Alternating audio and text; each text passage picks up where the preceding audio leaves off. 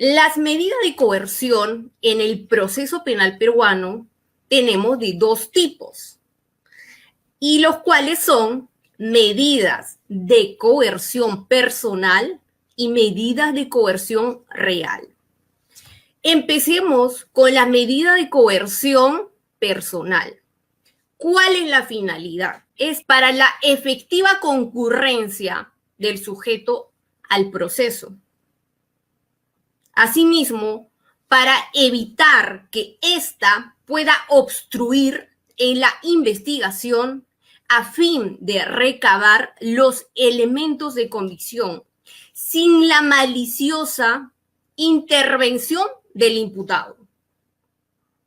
Y finalmente, para poder asegurar el cumplimiento de una futura pena.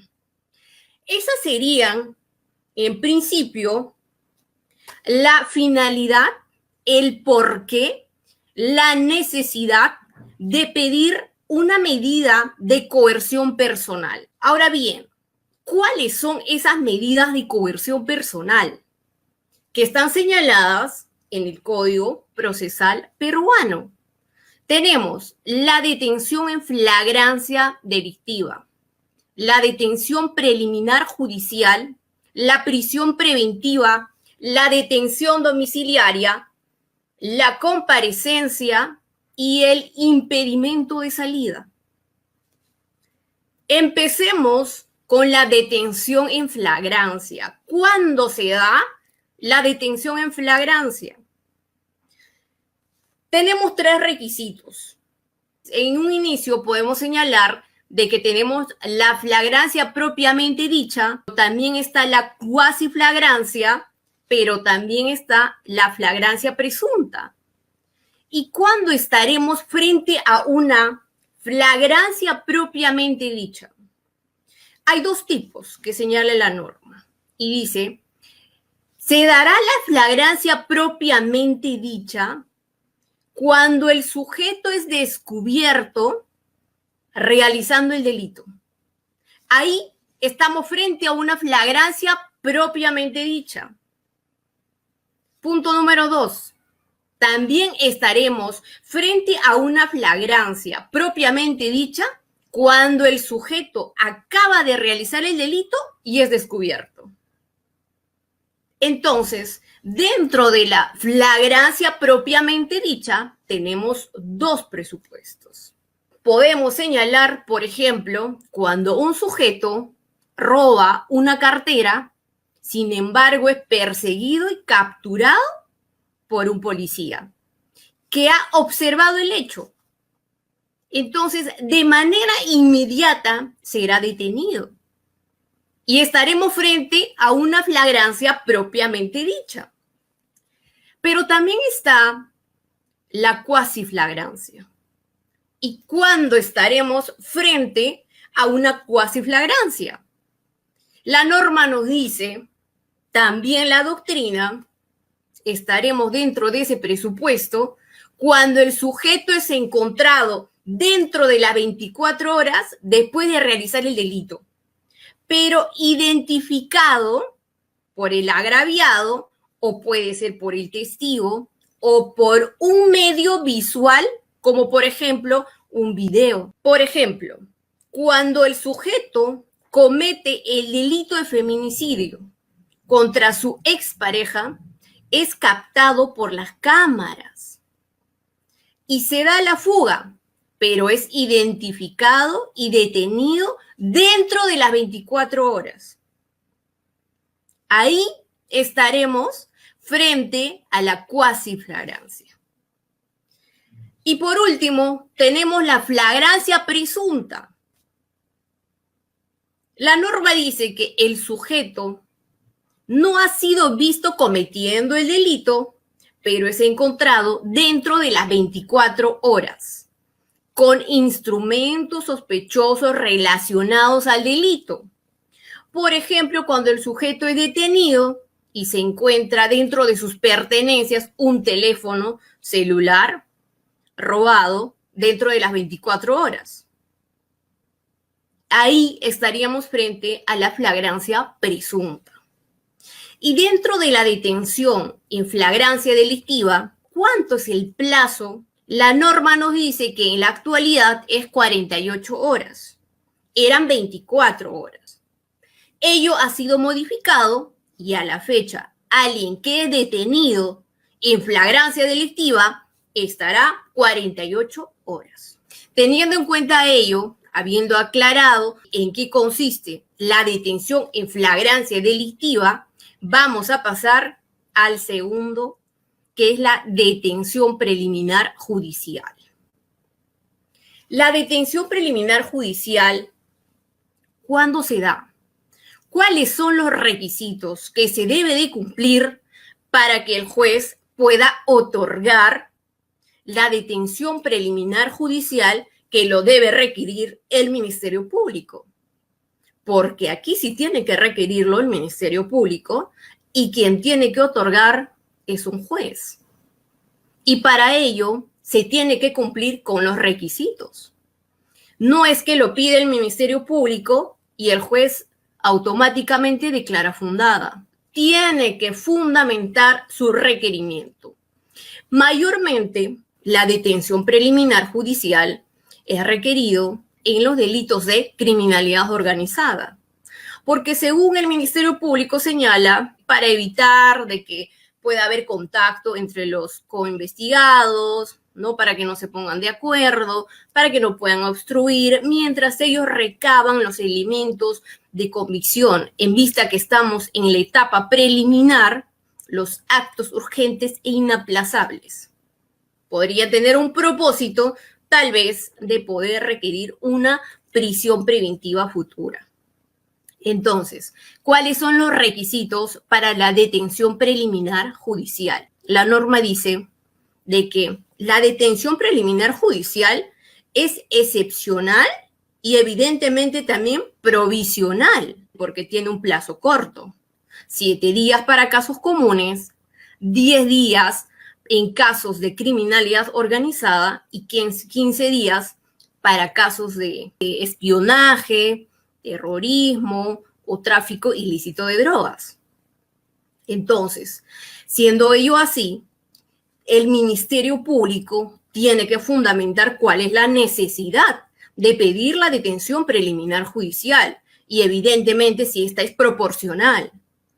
Y para ello se tiene que analizar de que los elementos de convicción tienen que ser superiores a una sospecha simple. ¿Por qué mencionamos una sospecha simple? Porque la sospecha simple se da en la etapa preliminar.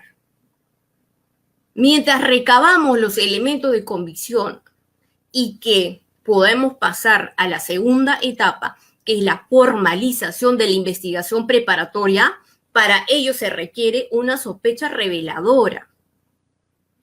Entonces, si estamos en la etapa preliminar aún y el Ministerio Público requiere la detención preliminar judicial, evidentemente los elementos de convicción tienen que estar superior a una sospecha simple.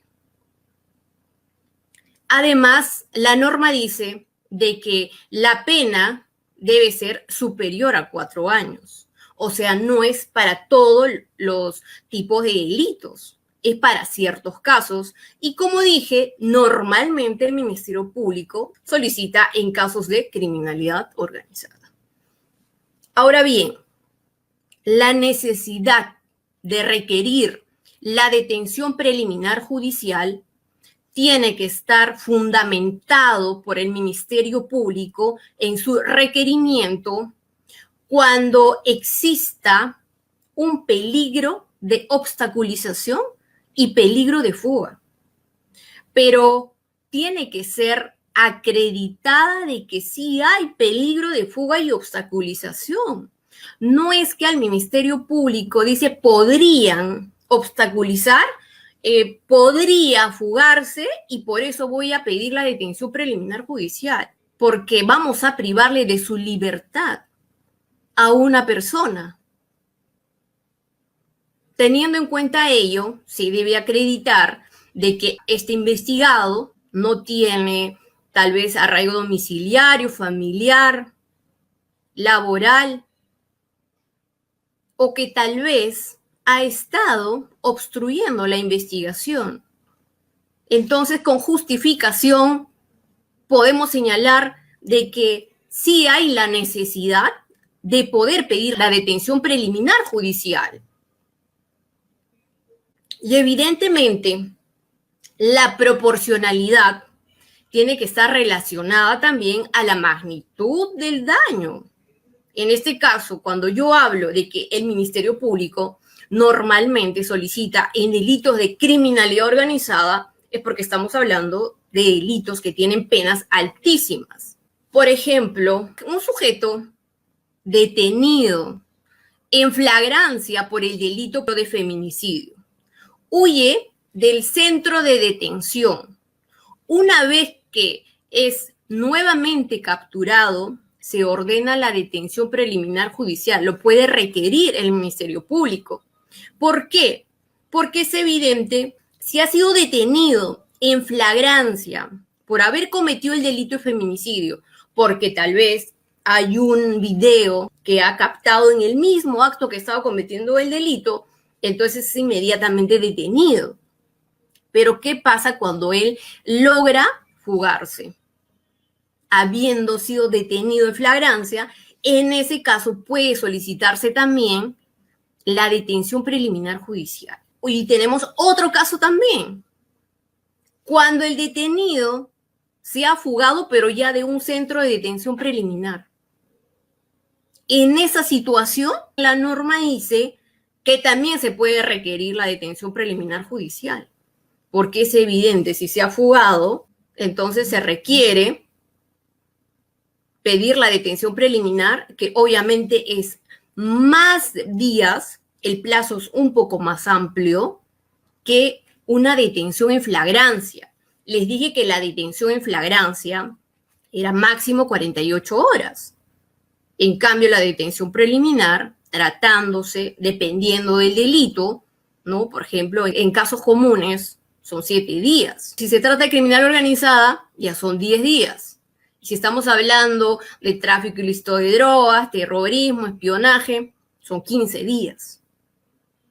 Entonces, se tiene que fundamentar la necesidad de que los imputados se encuentren detenidos mientras el Ministerio Público pueda concluir en recabar los elementos de convicción sin la obstrucción del investigado y sin que éste pueda lograr sustraerse de la investigación. Teniendo en cuenta ello, vamos a pasar a la prisión preventiva. La prisión preventiva, en principio, es una medida excepcional. Por lo tanto, jamás será la regla. Y para ello se ha establecido requisitos que se debe de cumplir cuando se da una prisión preventiva. Los requisitos, la norma señala que son 3, que están señaladas en el Código Procesal peruano. Pero, sin embargo, hay 2 requisitos más establecidos por la Casación 626-2013 Moquegua, que también señala de que se debe discutir. Pero en principio, las que deben de concurrir de manera copulativamente son los 3 requisitos que se encuentran establecidos en el Código Procesal peruano. Ellos son, primer requisito, fundados y graves elementos de convicción. Segundo requisito, prognosis de la pena. Tercer requisito, peligro procesal. Y la proporcionalidad de la medida y el tiempo de duración, los mismos que han sido establecidos por la Casación 626-2013 Moquegua. Ahora bien, antes de tocar cada uno de estos requisitos, es importante señalar cuáles son los plazos de la prisión preventiva. Serán 9 meses para procesos comunes y 18 meses para casos complejos, 36 meses tratándose de criminalidad organizada. Pero estos son los plazos máximos. Sin embargo, tiene un plazo ampliatorio. Para procesos comunes, 9 meses adicionales 18 meses adicionales para procesos complejos y para los delitos de criminalidad organizada, 12 meses más. Pero estos plazos serán automáticos.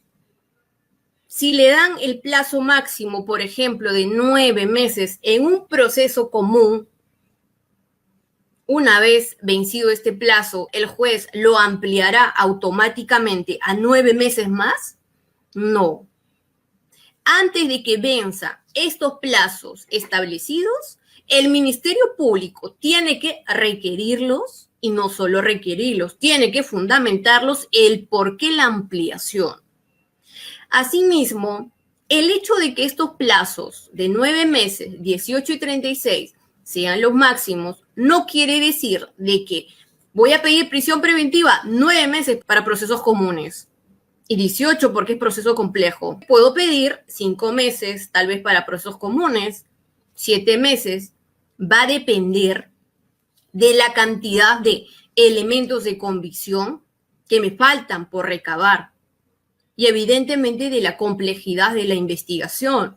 Si estamos hablando de delitos complejos, sabemos que son 18 meses, pero no quiere decir que 18 meses es la que voy a pedir.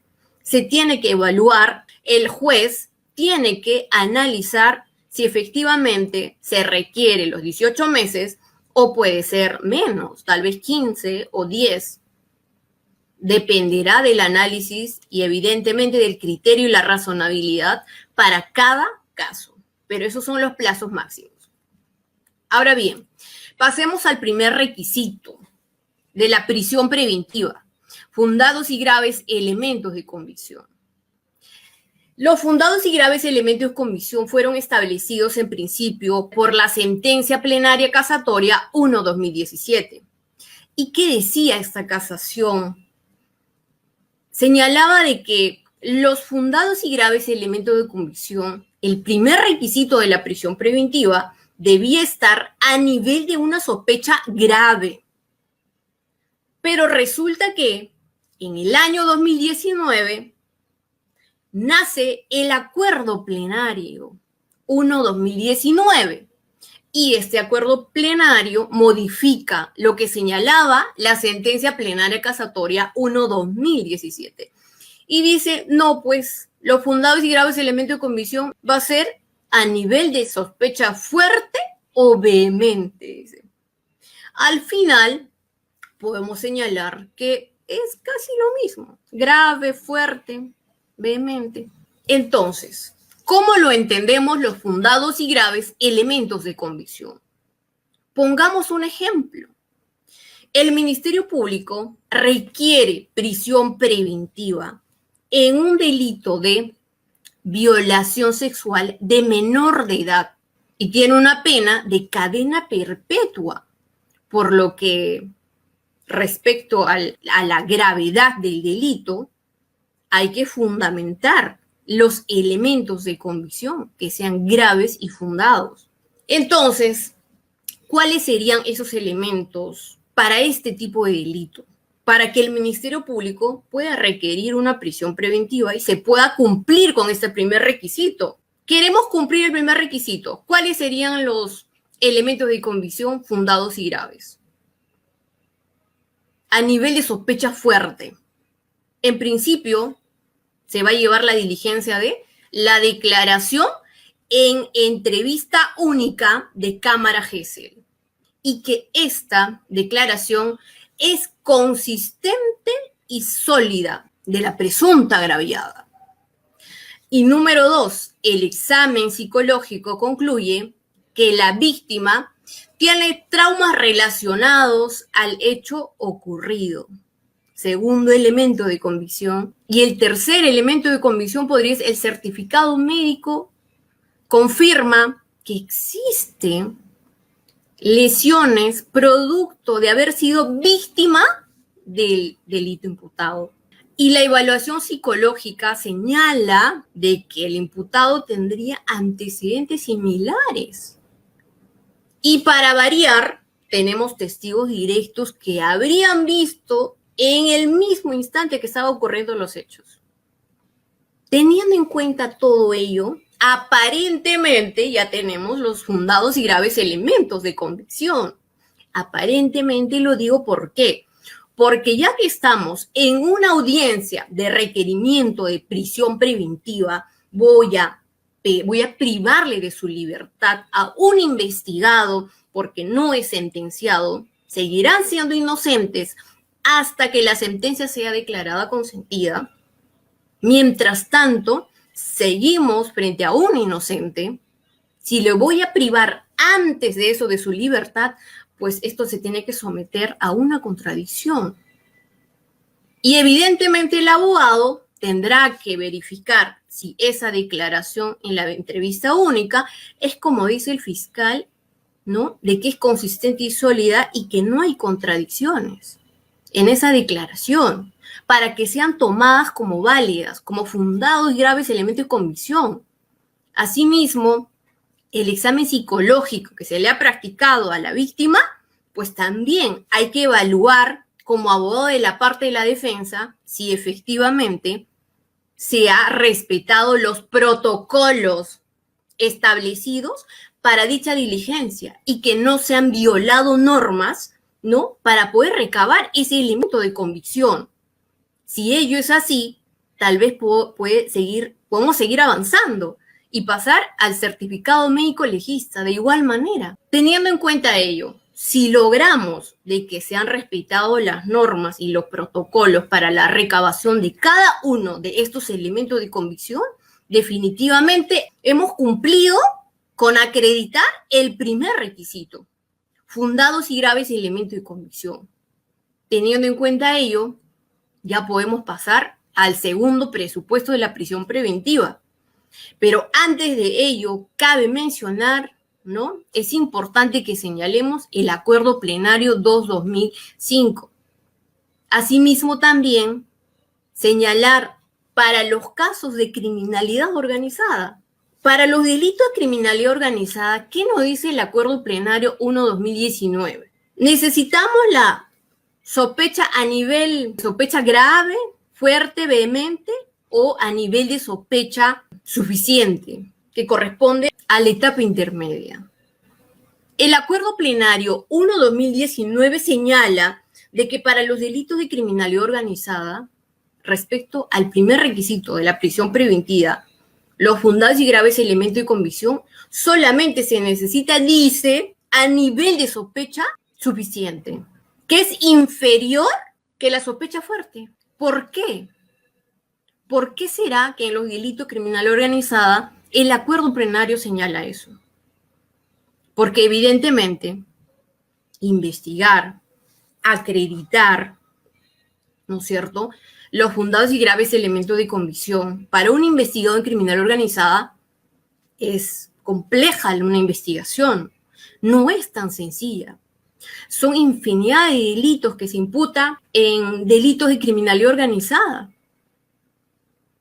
Y por ello también el plazo es amplio, tanto para la prisión preventiva como para lo que es la investigación preliminar y la formalización de la investigación preparatoria.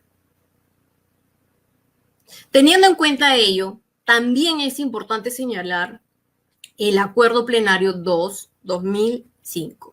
¿Qué nos dice este acuerdo plenario? Este acuerdo plenario dice de que en caso de declaraciones de un testigo, ¿no?, coacusado o agraviado, se requiere que no estén motivados por algún resentimiento, dice el acuerdo plenario, u otro motivo de mala fe.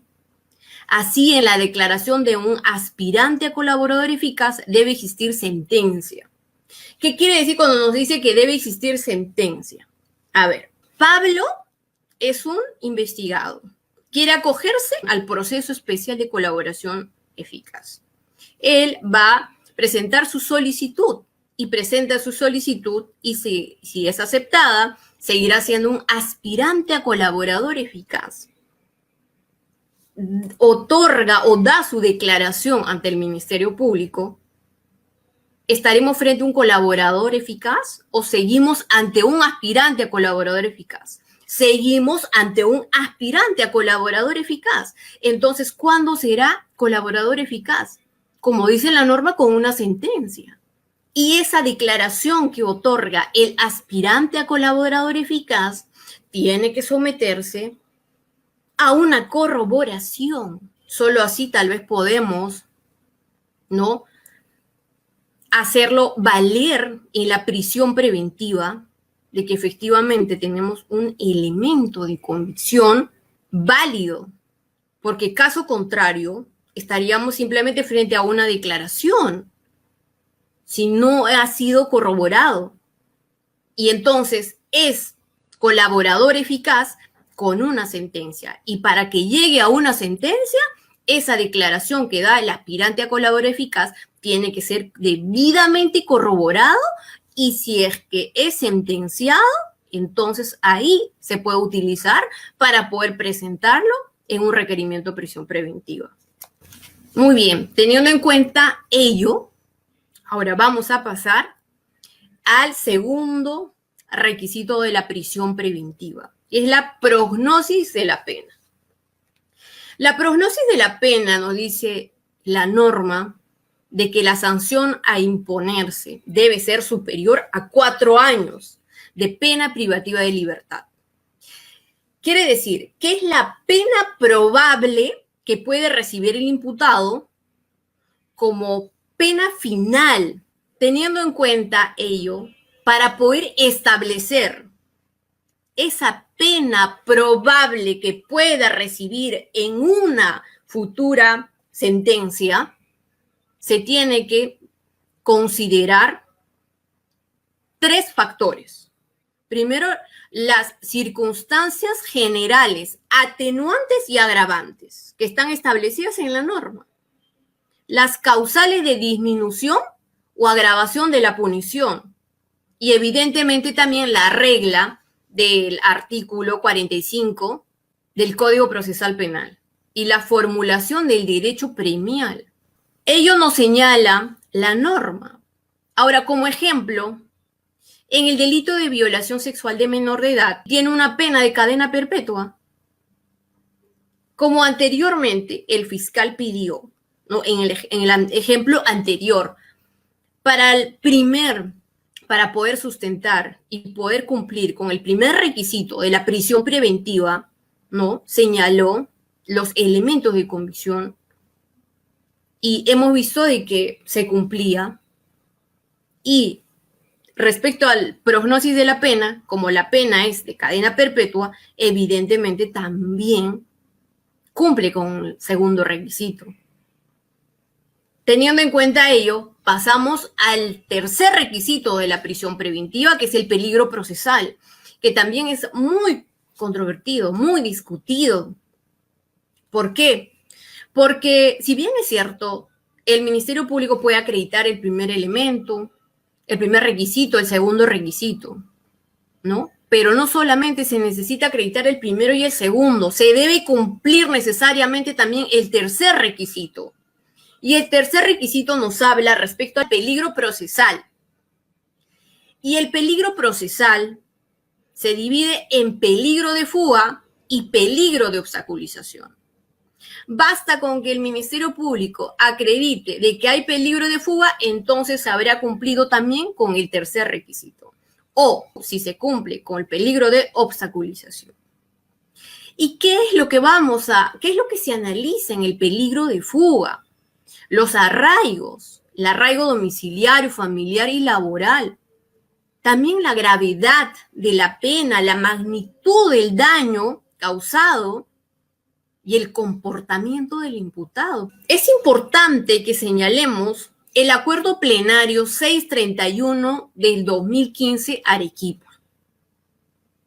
Este acuerdo plenario señala que el arraigo tiene 3 dimensiones, los cuales nos habla respecto al peligro de fuga. Para que no exista el peligro de fuga, este acuerdo plenario dice, está lo que es la posesión, el arraigo familiar y laboral. Al hablar de posesión nos está diciendo el arraigo domiciliario.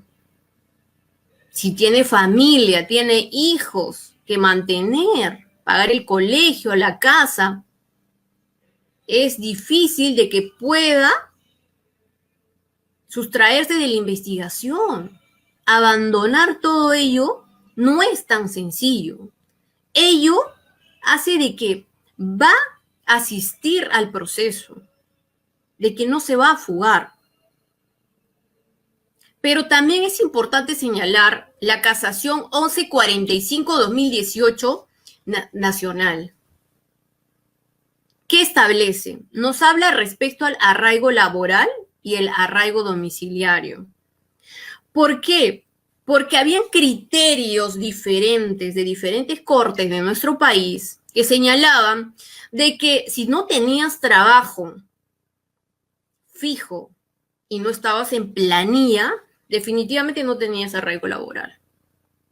Ah, ojo, y tratándose de respecto a domicilio, si tenía 2 casas, 2 domicilios, no, tampoco tenías domicilio. No tenías arraigo domiciliario. Bueno, ese era el criterio que con esta casación nos aclara el panorama y podemos guiarnos de que ese tipo de criterios son muy injustos, porque nuestro país, ¿cuántos miles y miles de personas mantienen a su familia con un trabajo informal? No todos tienen trabajo que se encuentran en planilla. Pero, ¿de qué manera subsisten? Mantienen a su familia, a sus hijos, la casa, el alquiler y todo. Creo que eso nos dice que sí tiene un trabajo. Si nos dice que trabaja en cierto lugar pero no está en planilla, es un trabajo informal y lo puede acreditar, creo que eso debe ser suficiente. Y evidentemente si tiene más de 2 domicilios tampoco nos dice que no tiene arraigo, al contrario. ¿Qué pasa con un jubilado? A ver, ¿qué criterio de una persona es que puede señalar de que, como no tiene trabajo, no está en planilla, no tiene arraigo laboral? ¿Cómo vamos a pedir a una persona de avanzada edad trabajo en planilla? Entonces, esta casación 1145 nos aclara el panorama y nos sirve como guía para ciertos casos. Y el peligro de obstaculización. El peligro de obstaculización no quiere decir porque el Ministerio Público señale de que, he escuchado en algunas audiencias, hay policía, como es policía va a obstruir la investigación. No, tiene que acreditarlo. ¿Cómo es que ha estado obstruyendo la investigación? A lo mejor ha amenazado a los imputados y eso tiene que estar. O sea, a los testigos. Ahí sí, tal vez. Pero no podemos señalar que hay peligro de obstaculización porque es policía o porque tiene dinero o, en fin, con subjetividades. En el derecho nos basamos en hechos y eso tiene que estar, ¿no? Si bien es cierto, peligro de obstaculización es evitar que destruya o modifique o oculte, falsifique elementos de prueba. Pero justamente, esa conducta tiene que estar acreditada.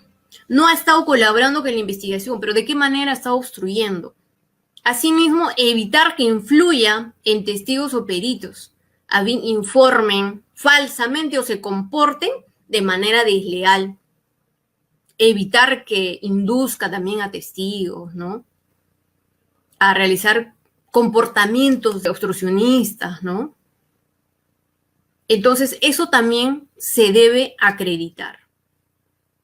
Como puede ser con la amenaza a testigos o a la propia agraviada. Teniendo en cuenta ello, vamos a pasar al 4º y 5º requisito de la prisión preventiva, porque los 3 primeros que hemos señalado son las que se debe cumplir de manera copulativa. Eso nos dice la norma. Pero también nos dice que es importante discutir respecto a la proporcionalidad de la medida. Y el tiempo de duración también, porque los plazos máximos, como señalé, son 9, 18 y 36, o con sus ampliaciones. Pero se tiene que discutir cuánto tiempo y el por qué. Ahora bien, la proporcionalidad también, la necesidad. ¿por qué no existe otra medida menos gravosa que se pueda cumplir con dicho fin? La necesidad. La necesidad es, no puedo pedir comparecencia con restricciones. ¿Por qué? Porque esta persona está obstruyendo. Y aquí están las pruebas. Porque si vamos a privarle a una persona de su libertad, evidentemente debemos considerar que casi estamos hablando de medio probatorio. Entonces, no debe existir otra medida. Una comparecencia y un impedimento de salida no cumplen con la finalidad de que el procesado no se fugue y pueda someterse a la investigación. Si el Ministerio Público dice no, es necesaria la prisión preventiva, porque evidentemente ha estado, ¿no?, obstruyendo la investigación, amenazando. Entonces, si estamos en esa situación, he ahí la necesidad de pedir la prisión preventiva. Y la proporcionalidad propiamente dicha, ¿por qué es razonable? ¿Por qué es razonable? Porque está relacionado, me imagino, a un delito gravísimo, a la magnitud del delito. Teniendo en cuenta ello, hemos concluido con lo que es la prisión preventiva. Pasemos a lo que es la detención domiciliaria. Vamos a señalar de manera más corta y clara. La detención domiciliaria lo vamos a entender y la norma nos dice de esta manera. A un procesado le corresponde la prisión preventiva, pero resulta que existen ciertos factores, ¿no? 4 factores en específico que hacen de que se pueda variar. ¿Y cuáles son esos factores? Dice, ¿no? Nos preguntamos, ¿cuáles son esos factores? Primer factor, de que se ha pedido prisión preventiva para una persona que es mayor de 65 años, o porque adolece de una enfermedad grave o incurable, o sufre de una incapacidad física permanente que afecta su capacidad de desplazamiento, o es una madre gestante. En esos 4 factores, si estamos, detención domiciliaria. Ah, pero ojo, esto no es automático. Aparentemente suena como que si fuera automático, ¿no? Le corresponde prisión preventiva, pero si está dentro de uno de estos 4 factores, ¿le damos detención domiciliaria? Automáticamente, no. Tiene que evaluarse, analizarse, dependiendo de cada caso y dependiendo de cada procesado. Si es mayor de 65 años y estamos hablando de una persona que tal vez es la cabecilla de una criminalidad organizada, hay que ver cómo se ha comportado en la investigación, si se ha sometido a la investigación, si hay peligro de fuga.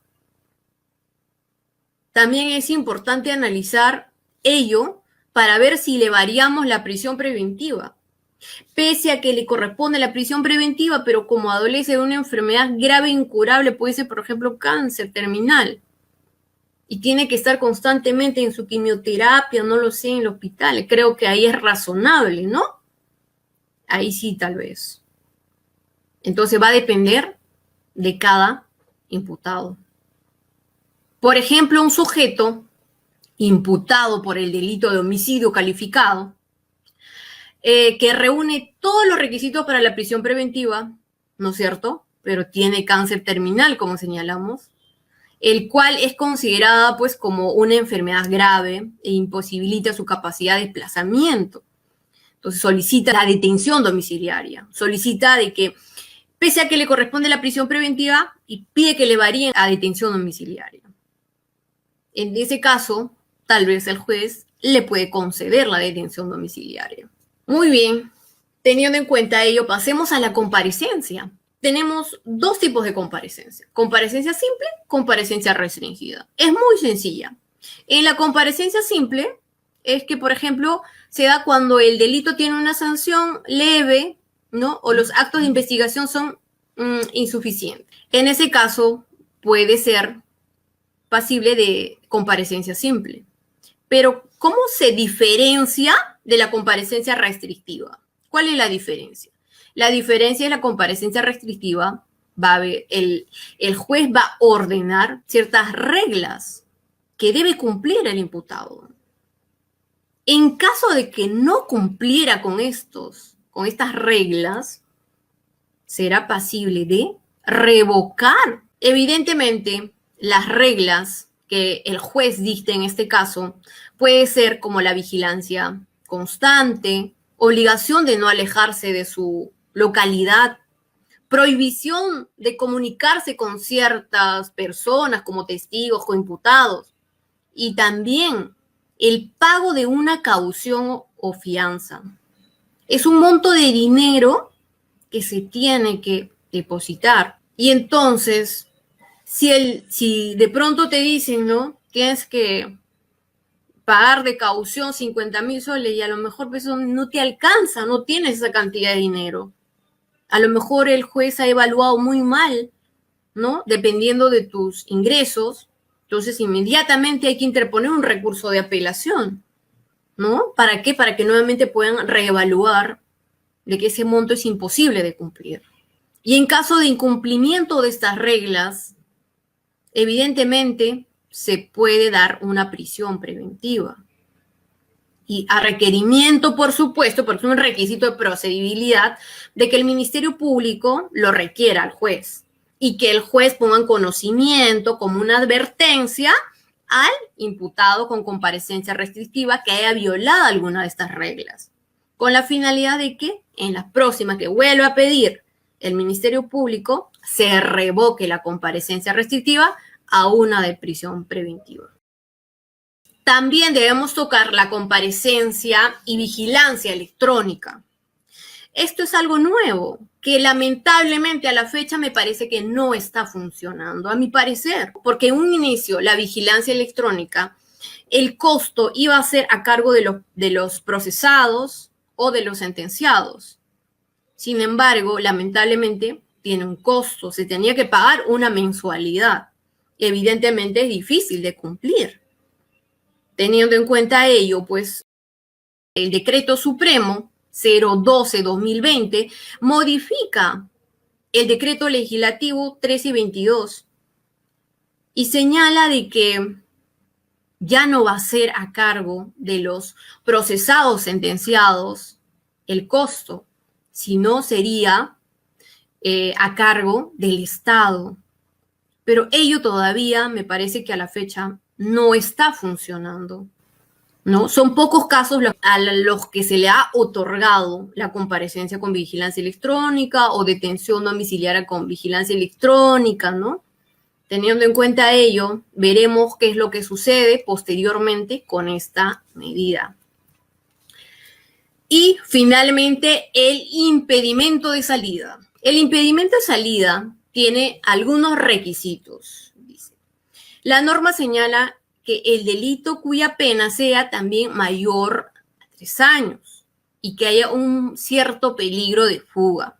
Y por ello también se va a dictar un impedimento de salida y resulta indispensable, por supuesto, la presencia del imputado o un testigo importante. Por ello es que se va a dictar esta medida.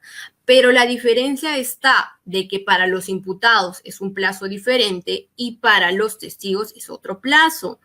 Para los testigos el plazo es máximo de 4 meses. Sin embargo, para los imputados podría ser 9, 18, 36 meses. Por ejemplo, se le impone impedimento de salida de un testigo directo que observó un delito de homicidio, que tiene una pena de 6 a 20 años. Como su testimonio es importante para el descubrimiento de la verdad, pues se puede dictar una medida de impedimento por el plazo de 4 meses. Teniendo en cuenta ello, hemos concluido con lo que es la medida de coerción personal en el Código Procesal Peruano. Y vamos a tocar de manera resumida en qué consiste la medida de coerción real.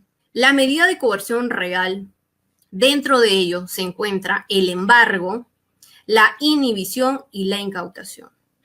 Como su nombre lo dice, medida de coerción real recae sobre los bienes del procesado. Entonces, ¿cuál es la finalidad de esta medida de coerción real? Asegurar el pago de la reparación civil, esa podría ser una de las finalidades. Asegurar el pago de la multa, evitar que el imputado disfrute de un bien que tiene origen ilícito. Por ello, la incautación. Teniendo en cuenta ello, señalemos qué es el embargo. Entonces, el embargo, la norma nos dice que va a recaer sobre los bienes lícitos. ¿Y qué es la inhibición? También va a recaer sobre los bienes lícitos.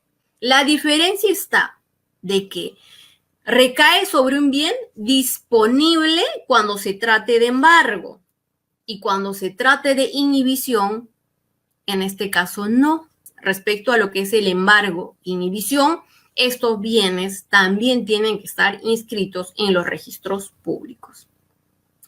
Teniendo en cuenta ello, señalemos cuál es la diferencia con la incautación. La incautación va a recaer sobre bienes de origen ilícito y el embargo y la inhibición señalamos que recaían sobre bienes de origen lícito.